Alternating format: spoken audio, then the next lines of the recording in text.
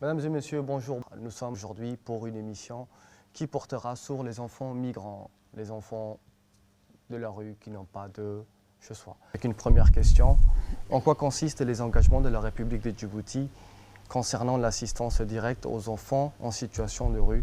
Quel est le dispositif légal national et international dont la République de Djibouti est signataire?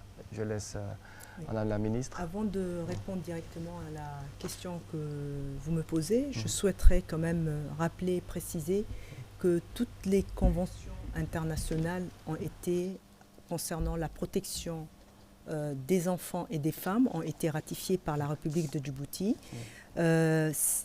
Conventions internationales. Ces conventions internationales ont été renforcées par des textes de loi nationaux. Si je peux en citer une, la toute dernière, la loi 40, qui en fait permet aux populations vulnérables, et en particulier les femmes et les enfants, de pouvoir entrer librement en République de Djibouti et de pouvoir être protégés pendant leur séjour sur le territoire djiboutien. Très bien. Madame Lanini, sur la même question, qu'est-ce que vous pouvez nous en dire? Peut-être pour rajouter à ce que Madame la ministre disait, je souhaiterais peut-être renforcer l'importance que Djibouti a pris sur ses engagements internationaux. Vous savez, la question de la migration et les conventions internationales relatives à la migration sont encore assez floues et on parle d'un pacte bien sûr mondial sur la migration, mais il n'y a pas une convention qui légifère la question de la migration pour tous les pays. Donc chaque État, en fonction de ses problématiques, développe des cadres légaux qui ont pour but, bien sûr, de gérer la question. Et je souhaiterais souligner, la République de Djibouti a fait énormément de pas en avant pour une protection beaucoup plus accrue dans le cadre légal du pays. Je souhaiterais notamment préciser qu'en janvier de cette année, le Parlement, l'Assemblée nationale a passé une nouvelle loi revue de la loi 201 sur l'entrée et la sortie des étrangers, qui est maintenant la loi numéro 40. Et cette loi numéro 40 a pour but principalement de mieux protéger des personnes en situation de vulnérabilité. On parle certainement des enfants, on parle des personnes victimes de trafic ou de traite, on parle des femmes vulnérables. Toute vulnérabilité est protégée par cette loi. Peu importe si c'est un étranger ou pas, cette personne aura la protection. Et la République de Djibouti garantit cette protection à tout étranger. Donc c'est vraiment un cadre qui, je dois dire, n'existe pas dans beaucoup de pays et qu'on doit saluer les efforts de la République sur cette question. Il y a aussi le Code pour la protection des mineurs qu'on est en train de scruter et de voir un peu dans quelle mesure elle s'applique à toute population. Effectivement, elle s'applique à toute population, qu'elle soit djiboutienne ou migrante, et de voir et la contextualiser pour qu'elle soit la plus effective possible pour une population étrangère mineure sur le territoire. Merci. Je rebondis sur ma deuxième question. Quelles sont les vulnérabilités auxquelles font face les enfants et surtout les femmes potentielles victimes? Quelle est l'aide fournie par les différents acteurs? On va commencer par M. Francesco. Bien, en tant que directeur de Caritas, j'aimerais rappeler aussi que Caritas est présente sur le territoire de la République de Djibouti depuis 1952. Donc on a une assez grande expertise sur certaines vulnérabilités, et au sujet des enfants des rues, ça fait plus d'une quinzaine d'années qu'on a ce projet-là. Les vulnérabilités, elles sont multiples. Quand on a 9 ans, 10 ans, on ne choisit pas vraiment de vivre dans la rue. Et quand on est motivé par de fausses illusions et qu'on se retrouve dans une vie où personne ne va vous dire ce qui est bon ou ce qui est mauvais, les vulnérabilités sont grandes. Alors, généralement, on parle de 3 vulnérabilités. Bien sûr, avant ça, il y a la pauvreté matérielle. Ces enfants-là sont non accompagnés, donc ils n'ont pas de maison, ils n'ont pas d'endroit où trouver une certaine protection, ils n'ont pas de famille non plus. Et puis, ils sont victimes aussi de certains fléaux qu'ils retrouvent dans la rue. Je pense à la drogue, je pense à la violence, à des comportements violents, et puis à la prostitution. Madame Asna pourra en parler mieux que moi. Donc c'est non seulement une pauvreté matérielle, mais c'est une pauvreté morale aussi. Est-ce que vous pouvez nous dire très exactement le profil de ces enfants de la rue, le profil psychologique? Bien, pour parler de profil de ces enfants-là, en ce qui concerne Caritas au moins, 80% sont éthiopiens. 10% à peu près sont somalis aussi, mais la grande partie, ce sont des Éthiopiens majoritairement. Ils ont entre 6 et 18 ans. Il y a peu de filles. Parmi les migrants, il y a peu de filles au final. On a seulement 15%. Ils viennent à Caritas par le bouche à oreille. Ils savent que Caritas existe. Oui. Et nous, à Caritas, on essaye de leur fournir les services de base au quotidien, dans une ambiance fraternelle. Donc les services de base, ça va être l'hygiène, les vêtements, la nourriture, les soins médicaux, la scolarisation, comme disait Madame la Ministre, qui est accessible à tout enfant en République de Djibouti, y compris certains mineurs migrants qui restent pour une période plus longue à Djibouti. Mais aussi le soutien psychosocial, des visites sur le terrain pour retrouver la famille quand ils ont des familles, même éloignées, la lutte contre la drogue, la violence, et puis le but ultime de toutes nos activités, sur quoi on se concentre, sur chacun de nos gestes est concentré sur ça, c'est la réinsertion, la réintégration de l'enfant. Si c'est un enfant qui est né à Djibouti, ou on va dire assimilé djiboutien parce que ça fait une très longue période qu'il est là, on va plutôt s'orienter vers une réinsertion à Djibouti. En revanche, les migrants, et c'est la plus grande partie, sont destinés à être réinsérés dans leur pays d'origine. Donc ça fait partie de notre activité, c'est même l'activité principale, la réinsertion de ces enfants-là. On retrouve la famille, on n'est pas seul, on a plusieurs partenaires, surtout l'OIM qui nous soutient depuis de nombreuses années. Et puis on va, sur 50 enfants par exemple, on va en récupérer seulement 15, ceux qui sont les plus motivés, qui sont les plus sérieux et dont on sait que la réinsertion va réussir et qui resteront vraiment dans leur pays d'origine. D'accord. Sur la violence faite aux femmes, Madame Hasna. À l'Union nationale des femmes djiboutiennes, il y a une cellule d'écoute. Une cellule d'écoute qui a été créée en 2007 par notre président de la République et la première dame. Et cette cellule d'écoute accueille toute femme violentée, violence morale ou physique. Et ces femmes peuvent être des migrantes, des réfugiés ou des djiboutiennes. Toute personne qui a accès à ce service. Et ce service, c'est des femmes qui accueillent ces femmes, qui les orientent et qui les écoutent et qui les orientent vers des structures de santé si elles ont une violence physique, ou à la justice, ou à la police, à la gendarmerie. On a un texte, c'est-à-dire un protocole de référence qui a été mis en place. Ce protocole de référence réunit 5 ministères, c'est-à-dire le ministère de la Femme, l'Union nationale des femmes djiboutiennes, le ministère de la Santé, le ministère de la Justice, le ministère de l'Intérieur et le ministère de la Défense. Ce protocole est signé par tous les ministères pour que les femmes violentées aient accès à tous les services au sein des hôpitaux, mais aussi à la justice. On a une avocate qui est là, qui a été mise à la disposition de ces femmes, le suivi à la justice pour la poursuite judiciaire. Voilà, et au niveau de l'hôpital de Balbala, il y a un bureau aussi qui va être créé pour que ces femmes qui arrivent, c'est un projet pilote aussi, et qui aura une cellule d'écoute aussi à l'hôpital de Balbala, et qui va accueillir aussi des femmes et des enfants violentés, par exemple l'AMGF, les femmes, les violences, les viols. Les violences conjugales. Voilà, les violences conjugales. D'accord. Madame Lanini, là, est-ce que vous pouvez nous exposer les tendances migratoires régionales et plus précisément sur la migration des mineurs? Absolument. C'est un phénomène qui est assez divers sur le continent. On a au sein de l'Organisation internationale pour les migrations une méthodologie que nous avons mis en place depuis quelques années qui s'appelle le DTM. En anglais, ça s'appelle le Displacement Tracking Matrix. Le mouvement des populations. Et donc cette méthodologie, avec des énumérateurs qui sont sur des points très spécifiques, comptabilise le nombre de migrants qu'ils trouvent sur leur chemin et qu'ils comptabilisent hommes, femmes, les raisons pour lesquelles ils traversent. Alors ces chiffres qu'on a pu collecter depuis ces quelques années nous montrent des tendances assez intéressantes. On a souvent tendance aussi à croire que la plupart de cette migration du continent africain part vers l'Europe. Ces chiffres nous montrent qu'effectivement il y a une migration qui va vers l'Europe, mais il y a une migration aussi très importante à l'intérieur du continent même. La tendance qui est la plus importante, je dois dire, c'est cette tendance migratoire qui va à travers ce qu'on appelle cette route orientale, la route de l'Est, qui traverse Djibouti, qui traverse le Yémen vers les pays du Golfe. Et les chiffres qu'on a collectés, par exemple, l'année dernière, nous montrent que plus de 70% de cette tendance continentale va vers cette route de l'Est.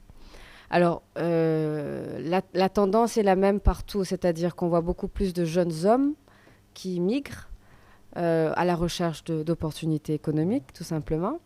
Peut-être couplées de raisons reliées avec les changements environnementaux, certainement qui sont dépendants de leur subsistance économique. Mais la plupart sont à la recherche d'opportunités économiques. Ces jeunes hommes, âgés souvent entre 18, 19 à 23, 25 ans. C'est des jeunes hommes qui ont une responsabilité familiale et qui sont à la recherche, bien sûr, comme je disais, d'un emploi. Parmi cette population, les tendances qu'on trouve aussi, c'est qu'à peu près 18 à 20% de cette population migrante sont des mineurs non accompagnés, et la plupart des jeunes garçons. Ça rejoint un peu ce que Francesco nous disait, c'est que la plupart sont des jeunes garçons et qui, aussi des jeunes filles, mais beaucoup plus de jeunes garçons qui décident pareil. À un certain âge, peut-être que nous, le concept de majorité est différent, mais arrivé à 15-16 ans, c'est des enfants qui se croient matures ou dont les parents croient matures pour aller chercher un emploi. Parmi cette population également, la tendance nous montre que plus de 30 à 35% sont des femmes. Et des femmes qui migrent seules, ce qu'on appelle aussi cette féminisation de la migration de plus en plus, où on voit que des femmes bougent seules à la recherche d'un emploi, des travailleurs domestiques. On sait qu'il y a des opportunités d'emploi dans les pays du Golfe, donc ça se sait, et les femmes décident de bouger seules à la recherche d'un emploi. Monsieur Bernard, qu'est-ce que vous pouvez nous dire de l'étude qui a été faite sur les enfants de rue à Djibouti, dans laquelle l'Union européenne a financé, commandité par le ministère de la Femme avec la participation de la DIZ et de l'OIM? En quoi consistait de manière un peu générale cette étude? Je voudrais simplement souligner le fait qu'elle a été extrêmement importante en matière de, je dirais, d'éclairage d'un sujet qui souvent n'était pas évoqué. Je voudrais féliciter Madame le ministre pour le courage qu'il a fallu pour mettre à jour ce problème qui concerne bien sûr les migrants qui vivent à Djibouti. Techniquement, ce travail d'étude, qui a été un travail approfondi, a permis de donner les bases des actions correctrices. Ça a été la base de tout le travail de référencement de ces enfants qui sont en situation difficile dans les rues, et il a permis d'identifier quelles étaient les meilleures façons de répondre à leurs besoins.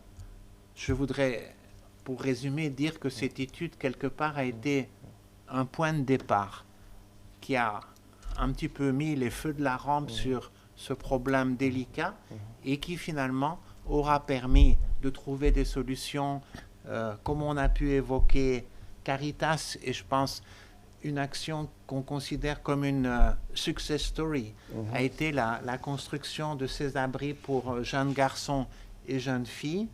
Et je voudrais souligner que devant le succès de cette action, nous sommes prêts à continuer avec le ministère de la Femme et de la Famille, avec Caritas, pour continuer à répondre à ces besoins cruciaux. Et je voudrais enfin souligner que grâce à cette étude, quelque part, et à la réflexion qu'elle a suscitée, ça a permis la création, par exemple, de cette brigade de mineurs où l'État djiboutien apporte une réponse adaptée à un problème qu'il a décidé de prendre à bras-le-corps. Et c'est très important et nous sommes heureux d'avoir pu contribuer à ce processus. Madame la ministre, quelles sont les recommandations que l'on pourra retenir de cette étude, qui est une première, je crois? Les recommandations sont de 4 ordres, d'accord? La première, c'est de dire on est face à un problème important qui touche une catégorie de population très importante, qui sont les enfants. Donc, la première recommandation était de créer une plateforme de coordination et de collaboration entre les différentes institutions de l'État afin d'apporter une réponse efficace, adéquate à ces enfants qui se trouvent dans la rue. Ça, c'est la première recommandation. La seconde recommandation était de dire, nous sommes en face d'un fléau, d'un problème qui touche des enfants jeunes. On doit pouvoir les protéger. Parce que nous avons signé toutes les conventions, nous avons des textes, une multitude de textes qui disent qu'il faut protéger cette catégorie d'enfants. Donc, la deuxième recommandation était de faire en sorte à ce que ces enfants-là puissent avoir un abri temporaire, le temps de trouver les parents, les proches et de les ramener quand il est possible auprès de leurs parents. Ça, c'est la deuxième recommandation. La troisième recommandation était de dire, ces enfants, ils sont là, ils vivent sur le territoire de la République de Djibouti, il faut leur donner, leur offrir des prestations minimales, ne serait-ce. Qu'est-ce que j'entends par prestations minimales? C'est-à-dire les soins, en plus de l'abri, les soins et la scolarité pour que ces enfants-là puissent vivre normalement comme tout enfant. Et la quatrième recommandation, c'est que une fois, soit on se retrouve devant des enfants où on a pu les ramener chez leurs parents, auprès de leur famille, soit on est en face des enfants qui sont sur le territoire djiboutien, donc c'est la réinsertion. Soit c'est le retour volontaire chez les parents, soit c'est la réinsertion, et la réinsertion, c'est par de la formation professionnelle et que ces jeunes-là puissent vivre dignement sur le territoire de la République de Djibouti. Mais si vous me le permettez, monsieur le journaliste, il était très important. Et ça, il faut, comme disent les Français, il faut rendre à César ce qui lui appartient. Très bien. Ça, c'est quelque chose, cette étude et ce travail que nous sommes en train de décrire tous ici, sur ce plateau, n'aurait pas été possible s'il n'avait pas été commandité et demandé par le chef de l'État. Parce que pour lui, c'est inadmissible de voir des enfants dans la rue. La place d'un enfant, c'est toujours cette phrase qui dit « la place d'un enfant, ce n'est pas la rue ». Donc, il a demandé au gouvernement de pouvoir faire une étude et de pouvoir savoir qui sont ces enfants. S'ils sont des Djiboutiens, il faut faire en sorte à ce qu'ils retrouvent leurs parents et qu'ils puissent vivre dignement. Si ce n'est pas des Djiboutiens, envisager le retour auprès de leurs parents. Si ce n'est pas possible, pour des raisons diverses ou variées, parce que le pays est encore en conflit, faire en sorte de leur offrir les prestations que tout enfant dont pourrait en avoir besoin. Ça, c'est quelque chose de très important. Et je voudrais, il y a la vice-présidente de l'UNFD qui a parlé, elle a parlé de 5 ministères, d'un protocole d'accord. Nous avons un cadre, aujourd'hui, on va dire, institutionnel et juridique qui donne une place très importante dans le contexte de Djibouti à la femme et à l'enfant. Et je voudrais aussi profiter de cette émission pour dire, hier, au Conseil des ministres, le gouvernement de la République de Djibouti a adopté, on ne va pas dire promulgué, parce qu'il faut que ça passe par l'Assemblée, mais adopté une loi sur la protection des femmes et des enfants à l'égard des violences faites aux femmes. Une loi pour la protection et des enfants face aux violences. Ça, c'est quelque chose de très important. Merci. Monsieur Francesco, qu'est-ce que vous pouvez nous dire de cette étude qui a été faite? Moi, je rejoins ce qu'a dit Monsieur François. Déjà, cette étude en elle-même, elle a déclenché une dynamique. Comme je vous disais, ça fait 15 ans, nous, qu'on travaillait avec ces enfants-là, et on faisait ce qu'on pouvait, mais de notre côté, seulement du côté de la société civile, c'était insuffisant. Et cette étude a déclenché une vraie dynamique. C'était à une époque difficile à imaginer qu'on aurait pu travailler pour la protection des enfants avec à la fois le ministère de la Femme et de la Famille, cette nouvelle brigade de la police nationale, les Nations Unies, l'Union européenne. C'était pour nous un peu difficile à imaginer. Et aujourd'hui, on le fait. Donc, selon moi, cette étude, elle a non seulement permis une meilleure connaissance de ces enfants-là, parce qu'avant de les aider, il faut les connaître, mais elle a aussi permis à ces enfants de s'exprimer. Parce qu'elle s'est faite au contact direct de ces enfants. Je pense que c'est un des points les plus importants. Et je ne vais pas revenir sur les recommandations que Madame la Ministre a déjà évoquées, mais il y a déjà des actions qui ont été très concrètement réalisées. Ce n'est pas simplement des projets qui vont l'être l'an prochain. On a parlé de l'accueil de nuit, cet accueil de nuit temporaire qui permet à des enfants de trouver de la protection le temps qu'ils soient réinsérés chez eux, dans leur famille, dans leur pays. Et puis il y avait aussi la question de l'image de ces enfants. Beaucoup de gens ne comprenaient pas qui étaient ces enfants. Et face à l'inconnu, face à l'ignorance, on n'a pas toujours un comportement ni de la part de l'enfant lui-même, ni de la part de la population haute, ni de la part même de la société civile. Donc ça a permis une meilleure connaissance de chacun. L'avant-dernière question. Quel est l'avantage de la coopération bilatérale et régionale en matière de la population mobile, plus précisément les enfants et les femmes vulnérables? Elle est importante, cette coopération, parce qu'aujourd'hui, nous vivons dans un monde où la migration est en train de prendre des proportions très importantes. Oui. On est touché. Je ne pense pas qu'il existe très rare des pays qui ne sont pas touchés par ce fléau de migration. Donc, nous devons, en tant que pays, en tant que responsables, être touchés par cette question et surtout avoir une approche et une vision commune. Donc, l'importance de la coopération bilatérale, à mon sens, devrait être le fait d'avoir cette vision et cette démarche pour gérer ce problème de flux migratoire commun, de manière, une vision commune. Si on n'a pas cette vision commune pour la coopération bilatérale, je pense qu'on ne se rend pas service, mais on ne rend pas service non plus aux populations qu'on souhaiterait aider.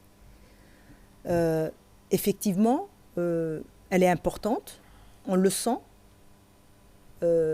L'Union européenne sera bien placée, le représentant, le chef de coopération de l'Union européenne est bien placé et sera bien placé pour dire combien il est important. Si on a besoin de travailler ensemble, de résoudre un problème ensemble, il est important qu'on puisse avoir une stratégie, une vision et une démarche commune. Pour moi, je mettrais l'importance de cette coopération bilatérale, c'est la vision et la démarche et une stratégie commune pour pouvoir répondre à ce problème qui est un fléau, je pense, qui touche pas mal de pays dans le monde. Madame la ministre. Je rejoins un peu ce que la ministre disait. La migration est un aspect, il y a un aspect transversal, incontournable et transfrontalier. Donc il n'y a pas un pays qui peut dire « je vais gérer la question de la migration seul ». Ce sont des personnes étrangères qui sont chez vous avec des besoins spécifiques, certes, mais il y a toujours une composante qui est étrangère au pays, à la souveraineté de l'État même. Donc c'est incontournable. Il faut qu'il y ait des collaborations bilatérales, il faut qu'on parle de collaboration régionale. Et encore une fois, peut-être souligner ce que la République de Djibouti fait. Nous avons cette année organisé une consultation bilatérale avec un des pays qui est le plus concerné par cette question dans la région de la Corne de l'Afrique et de l'Afrique de l'Est. Et ça a mené à des discussions très concrètes, très ouvertes sur la dynamique et des résultats, je pense, déjà assez rapides sur le retour de ces enfants, la protection de ces enfants. Donc ramener à la même table deux pays ensemble pour discuter de ce phénomène a été, juste dans le contexte de la question des enfants et de ces deux pays concernés, a été déjà... ont mené déjà des actions très concrètes pour la protection de ces enfants. C'est incontournable. On ne peut pas aujourd'hui discuter de la migration sans intervenir un pays avec un autre ou plusieurs pays qui sont impliqués dans la question. Et enfin, une dernière question. Comment s'organise le retour volontaire dans les pays d'origine? Je voulais également insister sur un des aspects évoqués par Madame le ministre en ce qui concerne la coopération. L'essentiel, c'est d'avoir cette vision partagée.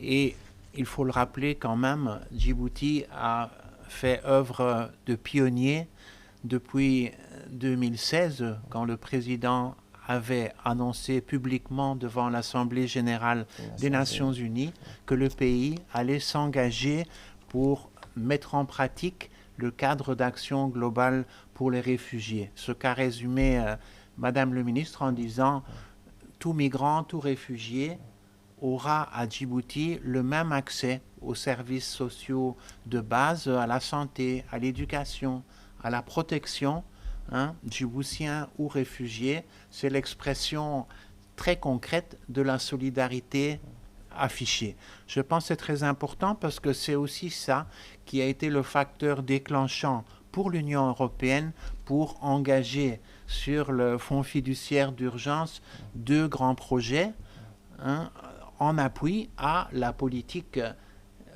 mise en pratique par le gouvernement de Djibouti. On totalise environ 23 millions d'euros, environ 4,5 milliards de francs Djibouti en 2 grands projets, dont celui qui finance les activités de l'OIM avec l'accent qui est mis sur la protection et un autre accent sur, je dirais, l'amélioration de la situation sur les grandes routes migratoires.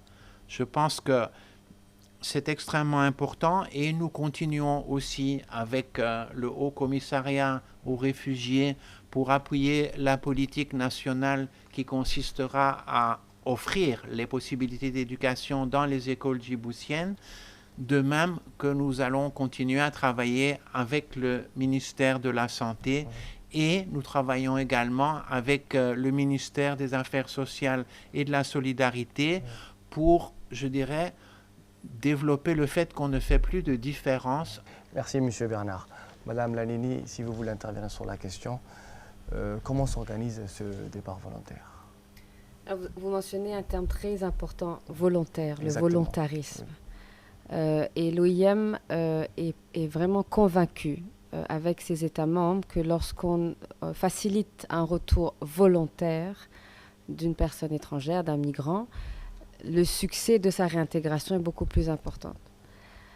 Donc nous encourageons vraiment les États membres, nos États membres, à encourager, avec l'appui de l'OIM ou d'autres partenaires, un retour où le migrant décide lui-même qu'il veut rentrer, qu'il veut se réinsérer chez lui et qu'il veut avoir un projet de vie chez lui. Donc c'est vraiment très important, la question du volontarisme. Alors comment se passe un retour volontaire? C'est vraiment dans chaque contexte, chaque pays, nous opérons en fonction du contexte de ce pays spécifique et en fonction de ces catégories de population migrantes. Si je dois prendre un migrant mineur, le processus de retour volontaire est beaucoup plus complexe de par sa situation dans le pays, de par son âge. Et donc, si je peux donner l'exemple du travail qu'on fait avec Caritas pour le retour des enfants de la rue qui se présentent à Caritas et qui disent « je veux rentrer chez moi », il y a tout un processus qui s'enclenche. D'abord, déjà qu'on soit d'accord avec l'enfant qu'il veut vraiment rentrer. Par la suite, documenter cet enfant avec l'ambassade en question. Donc, s'il dit qu'il est d'origine X, nous contactons cette ambassade et cette ambassade se présente et nous documentons cet enfant, ce qui n'est pas toujours évident. Nous essayons de retrouver la famille, qui est encore moins évident, parce que souvent ces enfants ont perdu contact avec les parents, ont peut-être pas de parents ou n'ont pas le numéro de téléphone. Ils savent d'où ils viennent, mais peut-être d'une ville ou d'un quartier, ils s'en rappellent, mais ils ne peuvent pas donner plus d'informations parce que ça fait 5-6 ans qu'ils sont là. Donc c'est très complexe le retracement familial et il faut qu'on passe par cette étape.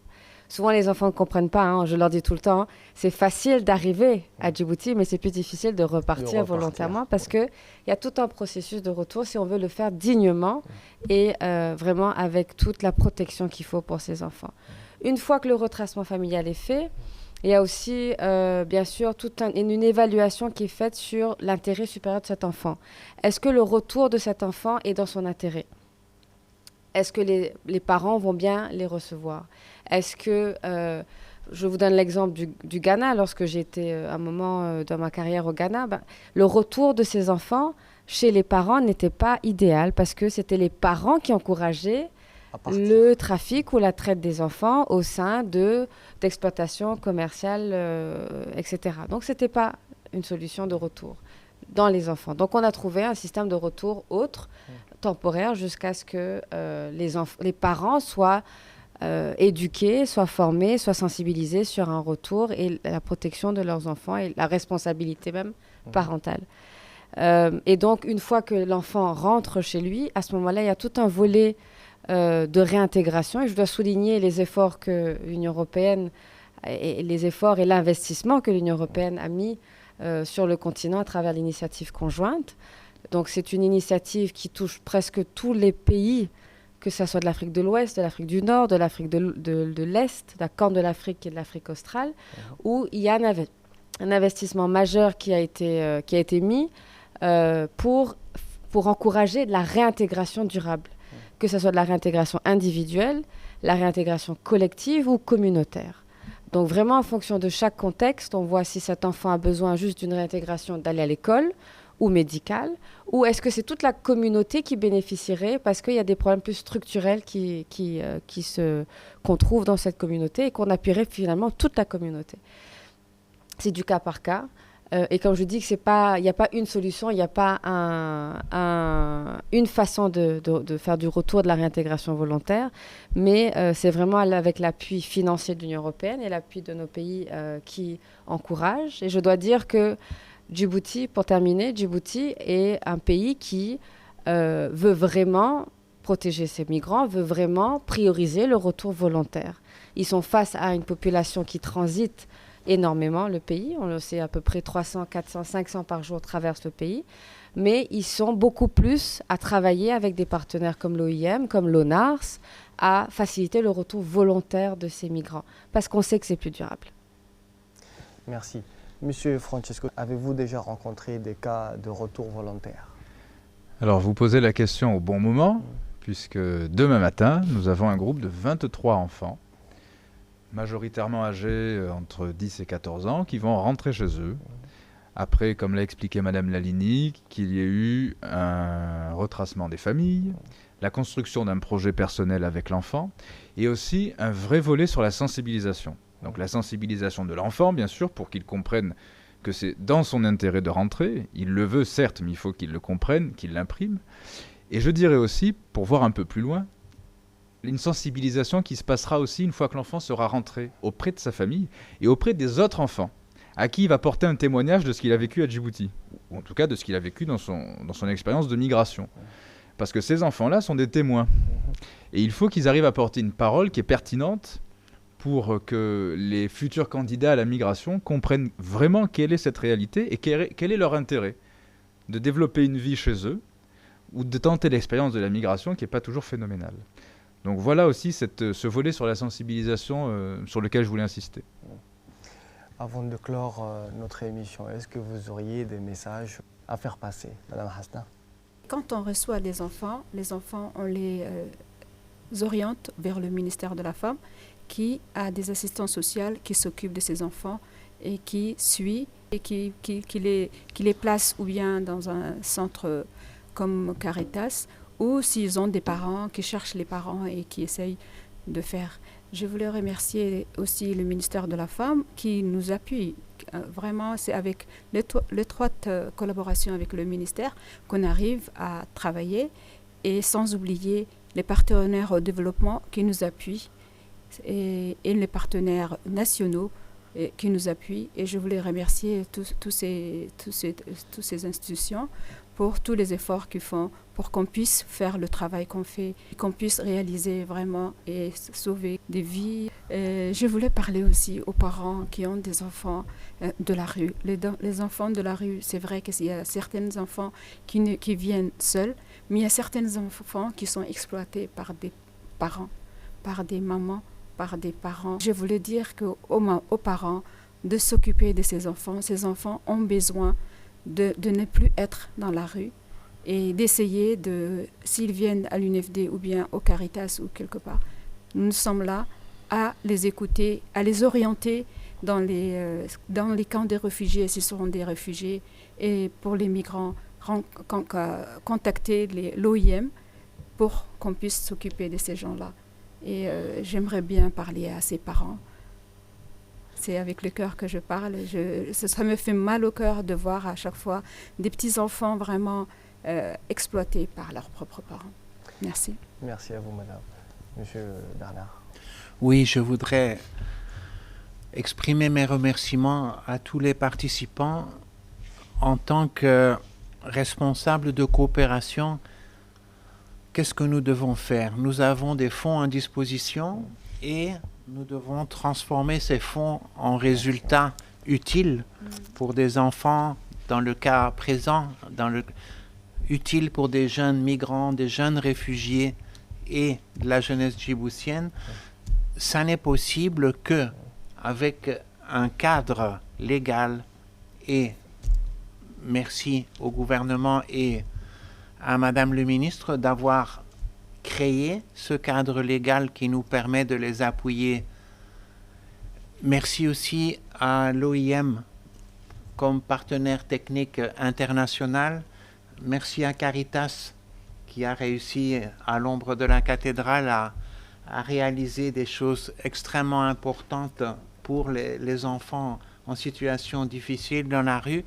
Et merci à Madame Hasna aussi, qui représente les partenaires nationaux engagés dans la solidarité nationale pour arriver à ces résultats que nous sommes heureux d'appuyer. Monsieur Francesco. Bien, je ne répéterai pas les remerciements auxquels pourtant je m'associe. On parle de migration. Bon, en quelque sorte, je suis migrant aussi. En tout cas, je suis au moins un étranger en République de Djibouti. Et quand je vois la volonté politique dont parlait Madame la ministre, qui est la sienne et qui est aussi en premier lieu celle du chef de l'État, et quand je vois les efforts qui sont faits, et quand on voit comment est Djibouti dans la région, qui n'est pas non plus le plus grand pays, qui n'est pas non plus capable d'absorber des centaines de milliers de personnes, et qui pourtant ouvre les portes et fait preuve d'une volonté d'accueillir toute personne, migrants ou réfugiés, en essayant de leur accorder les services de base, en tout cas les services qu'un humain accorderait volontiers à son prochain s'il le voyait devant sa porte. Je suis admiratif. Et je suis aussi admiratif de cette dynamique, je le répète encore, de collaboration, de coordination qui est en train de prendre de plus en plus forme et qui, je pense, est nécessaire. Merci à vous. Madame la ministre, si... Lanini, d'accord. Madame Lanini, si vous voulez nous dire quelques mots. Je pense que les collègues ont tout dit. J'aimerais souligner que le défi est très important. Les chiffres ne sont pas des petits chiffres. L'impact est important sur le pays. On ne parle pas de 15, 20 personnes. On parle quand même d'une population migrante et réfugiée assez importante dans un contexte d'un petit pays, d'une petite population, avec ces défis déjà existants. Malgré ces défis, et je pense que Francesco l'a mentionné, je pense qu'il y a une volonté très claire du chef de l'État qui est descendu auprès de tout le cabinet ministériel de se mettre ensemble, de se joindre ensemble pour répondre à cette question. On a parlé de l'étude tout à l'heure, ce n'est pas une étude qui est restée dans un tiroir. L'étude a été très rapidement mise en œuvre avec des actions très concrètes. Et la coordination à ce niveau était clé. Et je pense que si on pense à ces enfants, parce qu'en fait, c'est ces enfants à qui on pense quand on répond à tout ça. On pense à ces enfants qui nous regardent et qui attendent une réponse de notre part.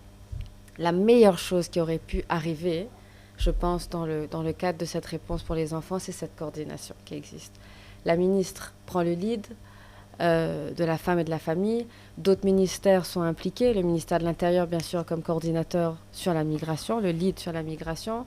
Au sein du ministère de l'Intérieur, nous avons des institutions telles que la police et la brigade des mineurs, l'ONARS, la société civile. Caritas est l'acteur principal quand on parle de la question des enfants aujourd'hui, et comme tu le disais, depuis 15 ans.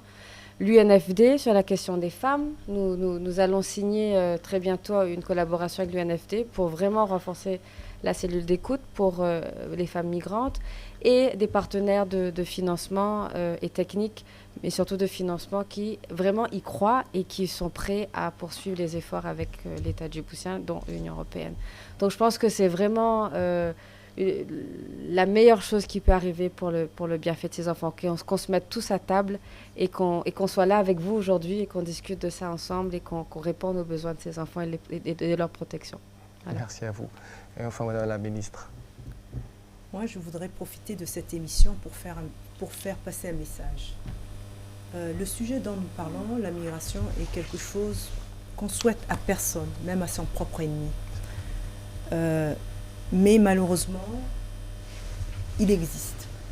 Il existe, il est présent, il touche des personnes. Donc, la République de Djibouti n'a ménagé aucun effort, a mis en place un cadre institutionnel, un cadre juridique. On en a parlé en long, en large durant cette émission. Il y a une volonté affichée du gouvernement et à sa tête le chef de l'État pour que toute personne vivant en République de Djibouti puisse vivre dignement. Et la volonté du chef de l'État, c'est que Djibouti devienne un coin du monde où il fait bon y vivre, qu'on soit national ou étranger, migrant ou réfugié. Toute personne a le droit de vivre dignement. Donc, en ayant cette vision politique, avec un chef de l'État aussi déterminé, et tout en sachant que nous sommes un tout petit pays, avec un petit pays par rapport aux voisins, je parle, hein, sans ressources, richesses naturelles, mais avec une population très généreuse et des dirigeants très visionnaires. Donc, on doit s'unir. Quand je dis on doit, et là j'adresse le message aux institutions, aux partenaires, nous pourrons arriver aux objectifs que nous fixons en tant qu'État. Nous pouvons avoir la volonté, mais l'appui est nécessaire, la collaboration est nécessaire, la coordination est nécessaire. Et si nous nous mettons tous ensemble nos efforts, je pense qu'on pourra, même si le sujet est très grave, on va dire pas grave, mais si, grave, si nous mettons nos efforts pour trouver des solutions à ce sujet qui est très touchant, on arrivera à aider ces personnes qui n'attendent que ça. Parce que je pense que personne ne quitte chez soi par son propre plaisir. Je pense que tout le monde a envie de vivre chez soi et correctement. Et là, le gouvernement de la République de Djibouti, sans les partenaires, je pense qu'il y arrivera, mais il mettra de temps. Mais si nous mettons nos efforts ensemble, nous conjuguons nos efforts, on arrivera à apporter une réponse appropriée et efficace. L'autre message, je me joins à la vice-présidente de l'UNFD. On n'en a pas assez parlé. On parle de migrants, de vulnérabilité, mais la migration, la vulnérabilité ou le problème de manière générale, quand il touche un homme ou quand il touche une femme et un enfant, il est différent. Les femmes et les enfants sont plus exposés. Ce n'est pas que les hommes sont moins exposés, mais les femmes et les enfants sont plus exposés. Et nous avons la chance dans ce pays d'avoir l'Union nationale des femmes djiboutiennes, à sa tête la première dame, qui, pour Djiboutiens ou étrangers, cette maison est ouverte, les conseils sont donnés, de l'aide est donnée, de l'écoute est donnée, de l'appui est donné, de l'accompagnement est donné et de l'encadrement. On n'en parle pas assez. Il suffit juste un jour peut-être qu'on se décide à faire un vrai documentaire sur tout le travail minutieux et généreux surtout que l'UNFD fait. Donc, je pense qu'on va essayer de faire de notre mieux, on y croit et on y arrivera. Et merci aux partenaires. Merci à vous, Madame la Ministre. Nous arrivons au terme de notre émission sur les enfants de la rue. J'espère que l'un et l'autre, on a été éclairés sur la question. Cette question a été transversale. Je tiens à remercier le public qui nous a suivis sur la RTD. Je tiens à remercier les partenaires de chaque côté et les gens qui nous ont suivis. Merci et bonsoir.